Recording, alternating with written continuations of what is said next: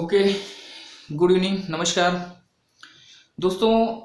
अंतिम क्लास में मैंने आपको पर्यावरण के रिलेटेड, पर्यावरण के संबंध में जितने महत्वपूर्ण टॉपिक हैं या जो उसका सिलेबस है, उसका पाठ्यक्रम है, क्या क्या आपको पढ़ना है, इसके बारे में मैंने आपको बताया था। और साथ ही साथ एक वादा किया था कि आने वाले दिनों में मैं आपको पर्यावरण से रिलेटेड महत्वपूर्ण टॉपिक्स पे कुछ छोटे छोटे वीडियो आपको दूंगा, जिससे कि आपकी परीक्षा की तैयारी करने में आपको आसानी हो सके। इसी को ध्यान में रखते हुए आज का एक मेरा छोटा सा वीडियो होगा, जिसमें कि पर्यावरण क्या है, पर्यावरण के घटकों पर चर्चा की जाएगी, है ना। तो आइए समय व्यर्थ ना करते हुए आज की वीडियो का शुभारंभ करते हैं। सबसे पहली चीज, पर्यावरण है क्या, इसको समझिए। पर्यावरण के अगर हिंदी वर्जन की बात करिए तो पर्यावरण का ये दो शब्द है, हिंदी भाषा के दो शब्दों से मिलकर बना है। एक शब्द आपका होता है परि और दूसरा शब्द होता है आवरण, है ना।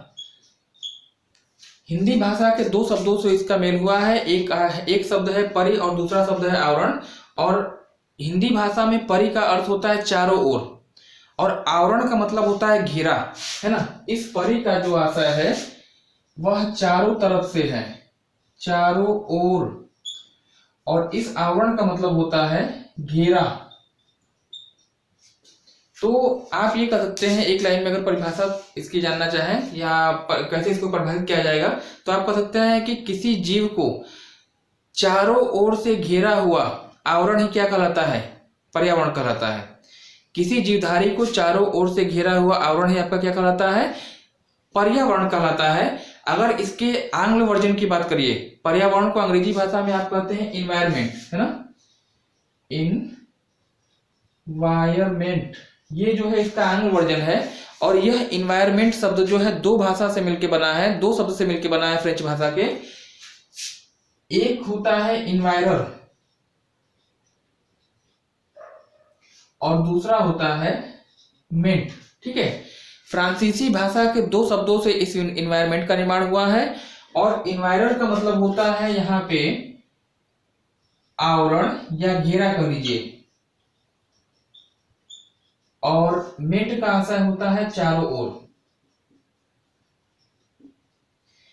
यदि आप इन दोनों शब्दों को समायोजित करिए, यानी इन्वायरर और मेट, तो यहां भी आपको वही परिभाषा आपको दिखाई देगी कि एक ऐसा आवरण जो किसी जीवधारी को चारों तरफ से घिरे हुए है, क्या कहलाता है, इन्वायरमेंट कहलाता है, पर्यावरण कहलाता है। अगर एक लाइन में पर्यावरण को परिभाषित करना चाहें तो आप यह कह सकते हैं कि पर्यावरण किसी जीवधारी के चारों ओर पाया जाने वाला वह समूह है जिसमें जैवी और अजैवी तत्व शामिल होते हैं, है ना। किसी जीवधारी के चारों ओर अजैवी और जैविक तत्वों का समूह क्या कहलाता है, पर्यावरण कहलाता है। यह तो एक छोटी सी परिभाषा हो गई।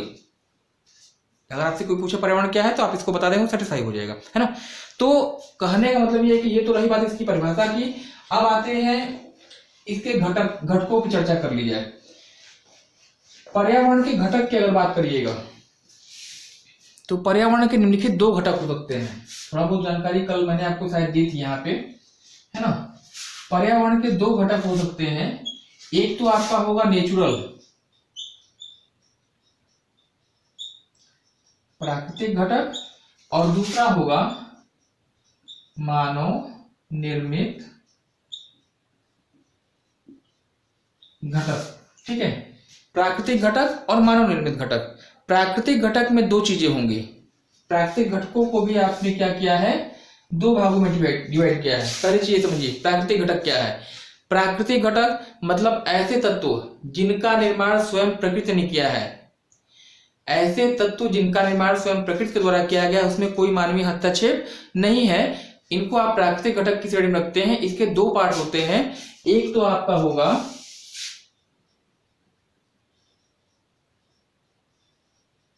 जैवीय घटक और दूसरा है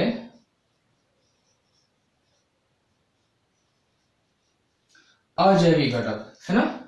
ऐसे घटक जिनका निर्माण स्वयं प्रकृति के द्वारा किया गया है प्राकृतिक घटक के रूप में जाने जाते हैं। दो पार्ट इसके होंगे, जैविक घटक और अजैविक घटक। जैविक घटक मतलब बायोटिक एलिमेंट्स, यानी ऐसे घटक जिनमें कि जीवन पाया जाता है, जो सजीव होते हैं, उनको आप रखेंगे बायोटिक एलिमेंट्स में। मुख्य रूप से दो, एक तो आपका आ जाएगा प्लांट किंगडम मतलब वनस्पति समुदाय, और दूसरा आ जाएगा जंतु यानी एनिमल किंगडम। भाई यही दो चीज तो है जिसमें कि जीवन पाया जाता है। इसके अलावा जो आपकी चीजें आपको मिलेंगी वो आपका क्या होगा, अजैविक घटक में आपका शामिल हो जाएगा, है ना। तो जैविक घटक में दो चीजें आपकी होंगी, एक तो होगा वनस्पति हरे पेड़ पौधे और दूसरा हो जाएगा जंतु। अजैविक घटक की बात करिए तो अजैविक घटक जिसमें जीवन नहीं पाया जाता है, निर्जीव होते हैं और इनका निर्माण पूर्ण रूप से प्रकृति के द्वारा हुआ है, इनमें भी कोई मानवीय हस्तक्षेप नहीं होगा। क्या होंगे, अजैविक घटक कहलाते हैं, एबायोटिक एलिमेंट्स कहलाते हैं।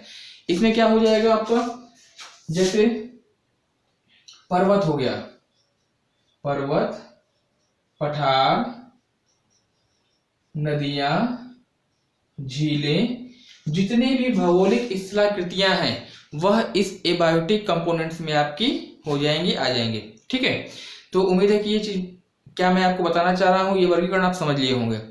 अब आते हैं दूसरे पार्ट में, मानव निर्मित घटक।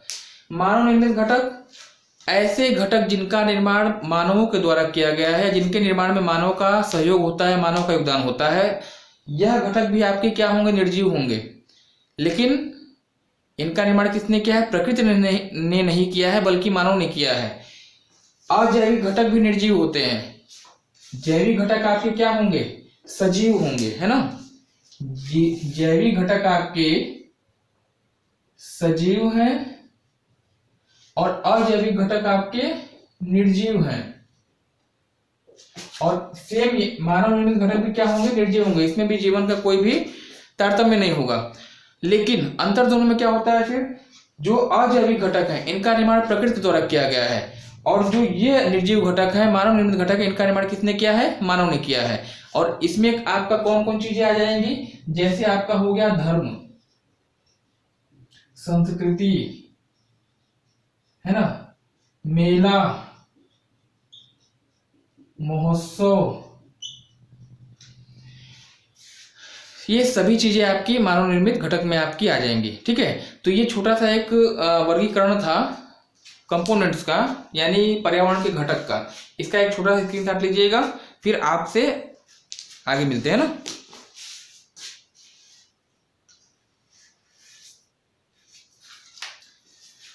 चलिए, उम्मीद है कि आपने इसका स्क्रीनशॉट ले लिया होगा ना।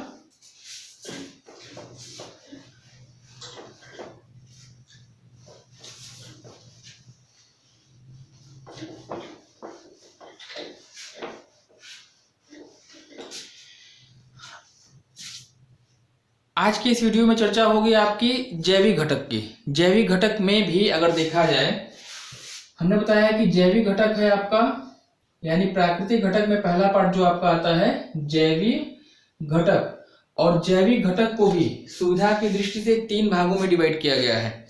जैविक घटक भी 3 भाग में डिवाइड किए जाते हैं, और कौन कौन से होंगे, तो सबसे पहला इसमें आपका आता है उत्पादक वर्ग, दूसरा होगा आपका उपभोक्ता वर्ग, और तीसरा होगा अपघटन कर्ता। ठीक है, उत्पादक वर्ग यानी प्रोड्यूसर, उपभोक्ता वर्ग यानी कंज्यूमर, और अपघटनकर्ता वर्ग जो आपका हो जाएगा यानी डिकम्पोजर। ये 3 भागों में आपका जैविक घटक को डिवाइड किया गया है। क्या क्या है इसको, इस पे चर्चा की जाती है ना। चलिए, सबसे पहले उत्पादक वर्ग की बात करिएगा। उत्पादक वर्ग मतलब ऐसे जीव जो अपने भोजन का निर्माण स्वयं करते हैं, अपने भोजन के लिए किसी अन्य पे आश्रित नहीं रहते हैं, उनको क्या कहते हैं, उत्पादक वर्ग में शामिल करते हैं। संपूर्ण सृष्टि में, संपूर्ण पृथ्वी पर या संपूर्ण पारिस्थितिकी तंत्र में हरे पेड़ पौधे जो हैं वो उत्पादक वर्ग की भूमिका निभाते हैं। क्यों? क्योंकि हरे पेड़ पौधे ही ऐसे हैं जो अपने भोजन का निर्माण स्वयं करते हैं, है ना। हरे पेड़ पौधे ही ऐसे हैं जो अपने भोजन का निर्माण स्वयं करते हैं, किसी अन्य जीव पर आश्रित यह वर्ग नहीं है। कैसे करते हैं अपने भोजन का निर्माण? तो आप साइंस के स्टूडेंट रहे हैं और आप पढ़े होंगे कि हरे पेड़ पौधे जो है एक प्रकाश संश्लेषण की क्रिया करते हैं। प्रकाश संश्लेषण क्रिया एक अत्यंत महत्वपूर्ण क्रिया है। 4 तत्व इसके लिए नेसेसरी होते हैं, आवश्यक होते हैं। और वो 4 तत्व कौन कौन से हैं मैं आपको बता दूं। एक तो आपका हो जाएगा कार्बन डाइऑक्साइड, प्लस जल प्लस क्लोरोफिल, है ना, क्लोरोफिल, और एक तत्व आपका है सूर्य का प्रकाश। इन चार तत्वों की उपस्थिति में हरे पेड़ पौधे क्या करते हैं, फोटोसिंथेसिस करते हैं, यानी प्रकाश संश्लेषण क्रिया करते हैं और अपने भोजन का निर्माण स्वयं करते हैं। जो भोजन बनाते हैं उसका तुरंत खाएंगे उसको, और जो इनकी एक प्रवृत्ति पाई जाती है, कभी बासी भोजन नहीं करते हैं। जितना भोजन इनका बचेगा, कुछ भोजन करेंगे और जितना भोजन बचेगा उसको फल के रूप में संचित कर देंगे। जैसे आम हो गया, अमरूद हो गया, केला हो गया, है ना, गेहूं, चावल, ये सब क्या है, पौधों के द्वारा बनाए गए भोजन का बचा हुआ भाग है जो हम लोग भोजन के रूप में ग्रहण करते हैं, है ना। तो उत्पादक वर्ग के अंतर्गत केवल हरे पेड़ पौधे आपके आते हैं, इस चीज को ध्यान रखिएगा।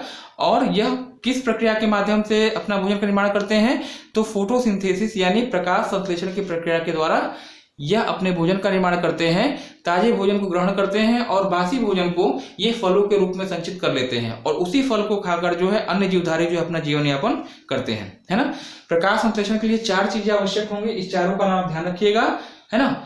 जल है, सूर्य का प्रकाश है, क्लोरोफिल है, और एक तत्व आपका जो आता है CO2 कार्बन डाइऑक्साइड, है ना। तो इसको ध्यान रखिएगा। उत्पादक वर्ग आपका क्लियर हो गया। उत्पादक वर्ग के बाद जो सेकंड पोर्शन जो आता है कंज्यूमर का, उपभोक्ता वर्ग। उपभोक्ता वर्ग में उन जीवों को रखा गया है जो अपने जीवन के लिए आवश्यक ऊर्जा को किसी अन्य जीवधारी को या उत्पादक वर्ग को खाकर प्राप्त करते हैं। पेड़ पौधों को खाएंगे तो उनको ऊर्जा मिलेगी, या कोई मांसाहारी जीव है तो वो किसी शाकाहारी जीव खाएगा तो उसको ऊर्जा मिलेगी, है ना। तो इस उपभोक्ता के भी तीन पार्ट हो सकते हैं। इस उपभोक्ता वर्ग के भी जो है तीन पार्ट हैं। कौन कौन से हो सकते हैं? सबसे पहले आपका आता है प्रथम श्रेणी का उपभोक्ता, ठीक है। दूसरा होगा द्वितीय श्रेणी का उपभोक्ता, और तीसरा होगा तृतीय श्रेणी का उपभोक्ता। इन तीन भाग में उपभोक्ता समुदाय को डिवाइड किया गया है। कैसे? देखिए, प्रथम श्रेणी का उपभोक्ता क्या है? ऐसे जीवधारी जो हरे पेड़ पौधों को खाकर अपना जीवन निर्वाह करते हैं, है ना। जैसे मान लीजिए यहाँ पे एक मैं डायग्राम के माध्यम से अगर आप समझना चाहे समझ सकते हैं, है ना। एक मिनट, इसको मैं पहले मिटा दूं ना। जो चीज मैं आपको समझाना चाह रहा हूँ पर इसको समझ लीजिएगा, एक बार समझिएगा, सब चीजें आपके लिए क्या हो जाएंगी, वह आसान होती जाएंगी। वैसे आप याद करते रहेंगे, कोई उसका मतलब नहीं है ना। देखिए, एक पिरामिड के माध्यम से मैं आपको समझाने का प्रयास कर रहा हूं। पिरामिड है, त्रिभुज के आकार की आकृति है। इसके आधार तल पर रखा जाता है हरे पेड़ पौधों को, है ना। क्योंकि हरे पेड़ पौधे क्या होते हैं? ऊर्जा के प्रोड्यूसर होते हैं, उत्पादक होते हैं, है ना। जो हरे पेड़ पौधे हैं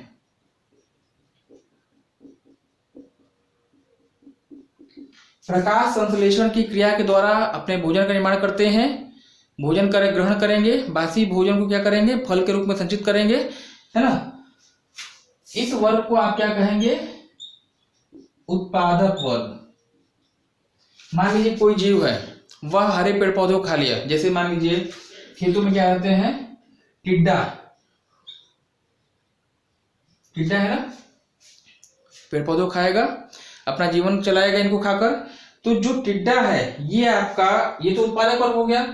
यह टिड्डा इसको खा रहा है, पेड़ पौधों को खा रहा है, मतलब टिड्डा जो है प्रथम श्रेणी का, ये तो उपभोक्ता वर्ग में आएगा, इनको खाकर अपने जीवन यापन कर रहा है। टिड्डा जो है उपभोक्ता वर्ग में आएगा। उपभोक्ता वर्ग में ही कौन सा आएगा? तो ये आपका हो जाएगा प्रथम श्रेणी का उपभोक्ता। प्रथम श्रेणी का उपभोक्ता, ठीक है। इसके बाद इस टिड्डे को मान लीजिए कि मेढक खा लिया। मेढक मांसाहारी होता है। इस टिड्डे को किसने खाया? मेढक।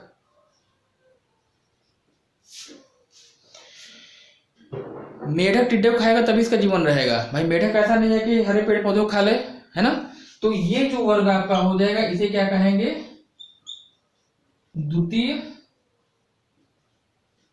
श्रेणी का उपभोक्ता, है ना। और मान लीजिए कि मेढक को किसी सांप ने खा लिया, सांप ने खा लिया, बाज ने खा लिया, सर्प या बाज, तो ये आपका हो जाएगा तृतीय श्रेणी का उपभोक्ता। हमने आपको 3 श्रेणियां बताई। एक तो उत्पादक वर्ग आपने एकदम अलग कर दिया है, क्यों? क्योंकि वह अपने भोजन का निर्माण स्वयं करता है, अपने भोजन के लिए किसी अन्य जीव पर निर्भर नहीं करता है। पेड़ पौधे आपका हो गया, उसको अलग कर दीजिए। उपभोक्ता की 3 श्रेणियां हमने बताई हैं। टिड्डा जो है वह हरे पेड़ पौधों खा के अपना जीवन यापन करता है, और टिड्डा चूंकि पेड़ पौधों का खाता है, इसलिए प्रथम श्रेणी का उपभोक्ता जो है वह हमेशा हरे पेड़ पौधों को खाएगा। हमने एक उदाहरण दिया टिड्डा का, यहाँ पे कोई अन्य जीव भी आपका हो सकता है ना। तो जो प्रथम श्रेणी का उपभोक्ता है, चूंकि केवल हरे पेड़ पौधों को खाएगा, इसलिए जो प्रथम श्रेणी का उपभोक्ता है, इसका एक अन्य नाम है, इसको आप कह सकते हैं शाकाहारी जीव। शाकाहारी जीव प्रथम श्रेणी का उपभोक्ता हमेशा क्या होगा? शाकाहारी होगा। क्यों? क्योंकि वह हरे पेड़ पौधों पे अपना जीवन निर्वाह करता है, किसी मांस को नहीं खाता है। जो द्वितीय श्रेणी का उपभोक्ता है, जैसे आपका मेढक है, मेढक जो है चूंकि खाता है किसको? टिड्डा को खाता है, और टिड्डा क्या होता है? मेढक क्या हो जाएगा? इसमें मांसाहारी हो जाएगा। द्वितीय श्रेणी का उपभोक्ता हमेशा क्या हो जाएगा? वह हो जाएगा मांसाहारी जीव। और तृतीय श्रेणी का उपभोक्ता जो है वह मेढक को भी खाएगा और बाज को भी खाएगा, तो इसलिए इसको आप क्या कह देंगे? सर्वाहारी मत कहिए, सर्वोच्च मांसाहारी। सर्वोच्च मांसाहारी, ठीक है। तो उपभोक्ता वर्ग की यह 3 श्रेणियां हैं। प्रथम श्रेणी के उपभोक्ता को आप शाकाहारी जीव कहेंगे। क्यों? क्योंकि अपने जीवन यापन के लिए वो उत्पादक वर्ग पे डिपेंड करता है। द्वितीय श्रेणी का उपभोक्ता हमेशा मांसाहारी होगा, है ना, क्योंकि शाकाहारी जीवों का भक्षण करता है। और जो तृतीय श्रेणी का उपभोक्ता होता है वह सर्वोच्च मांसाहारी होता है। तो ये 3 चीजें हैं, इसको ध्यान रखिएगा।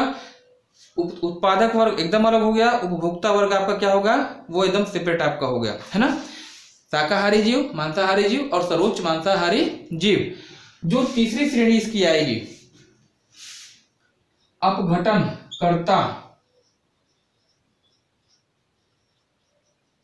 जीव, क्या इसी में अंग्रेजी में इसको क्या कहते हैं? डीकंपोजर। क्या कहते हैं? डीकंपोजर।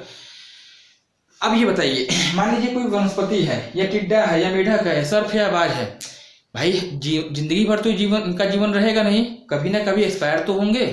वनस्पतियां खत्म होंगी, मेढक मरेगा, सर्प मरेगा, बाज मरेगा, या फिर टिड्डा मरेगा, तो जाहिर सी बात है मर के क्या होगा? उनका शरीर क्या होगा? उनका जो प्रकृति में जो है कुछ चीजें पाई जाती है, जिससे आपका हो गया, एक जीव है आपका कवक, एक है जीवाणु। ये मुख्य रूप से इस वर्ग में आते हैं। अपघटनकर्ता जीव में आपके 2 जीव आपके आएंगे, एक तो अपघटन होगा, एक तो आपका कवक होगा और एक जीवाणु होगा। ये क्या करते हैं कि मृत जो उत्पादक वर्ग है या उपभोक्ता वर्ग है, जब ये मृत होता है तो इनके शरीर को सड़ाते हैं, गलाते हैं, उनका अपघटन करते हैं, और उस मृत जीव से अपने जीवन के लिए आवश्यक आवश्यक ऊर्जा को ग्रहण करते हैं, है ना। अपघटनकर्ता में मुख्य रूप से दो एक कवक है और एक आपका जीवाणु है। ये 2 लोग आते हैं जो कि किसी मृत जानवर के शरीर का अपघटन करते हैं और उनसे अपने जीवन के लिए आवश्यक ऊर्जा को प्राप्त करते हैं। तो ऐसे जीवों को आप क्या कहते हैं? अपघटनकर्ता जीव के रूप में भी पुकारते हैं, कहते हैं, ठीक है। चूंकि यह जो आप अपघटनकर्ता जीव हैं, इनको एक संज्ञा दी गई है, इनको कहा गया है प्रकृति का मेहतर, है ना। प्रकृति का मेहतर कहा गया है, क्योंकि जिस तरह सीवर की सफाई करने वाले सफाई कर्मी होते हैं, वैसे ही प्रकृति को साफ सुथरा रखने के लिए इनकी महत्वपूर्ण भूमिका होती है। कल्पना करिए कि अगर यह कवक ना हो, जीवाणु ना हो, तो होगा क्या कि यह सभी जीव, ये जितने भी चाहे उत्पादक वर्ग खत्म होगा या फिर उपभोक्ता वर्ग के जीव आपके खत्म होंगे, मरेंगे, तो उनके शरीरों का अपघटन करने वाला कोई नहीं होगा, सड़ाने गलाने वाला कोई नहीं होगा। परिणाम स्वरूप होगा क्या कि चारों तरफ महामारी की स्थिति फैल जाएगी, है ना। तो ये 3 चीजें हमने आपको बता दी, जैविक घटक है, अजैविक घटक है। जैविक घटक में 3 चीजें हैं, उत्पादक वर्ग, उपभोक्ता वर्ग और अपघटनकर्ता वर्ग। इन तीनों को ध्यान रखिएगा, यहाँ से आपके प्रश्न जो है संभावित होते हैं, पूछे जाते हैं, ठीक है। उत्पादक वर्ग में 3 चीजें, शाकाहारी सॉरी उत्पाद इसमें आपका आ जाएगा प्रथम श्रेणी का उपभोक्ता यानी शाकाहारी जीव, द्वितीय श्रेणी का उपभोक्ता यानी मांसाहारी जीव और तृतीय श्रेणी का उपभोक्ता यानी सर्वोच्च मांसाहारी, ठीक है। तो उम्मीद है कि वीडियो में जो चीजें मैंने आपको बताई हैं वो अच्छी तरह से आपको समझ में आ गई होगी। इसका प्रॉपर नोट तैयार करिए। मिलते हैं अगले टॉपिक के साथ अगले वीडियो में। धन्यवाद, शुभ रात्रि।